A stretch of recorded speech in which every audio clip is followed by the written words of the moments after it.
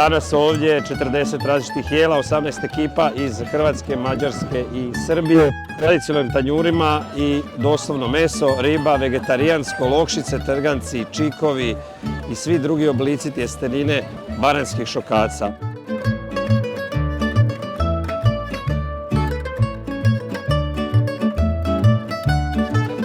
Pečemo lepurice makom, to je slatko tijesto, punjeno makom i prženo u svinjskoj masti.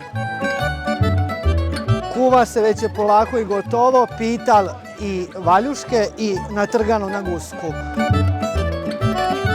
Trgamo trgance i pravimo čikove i lokšice.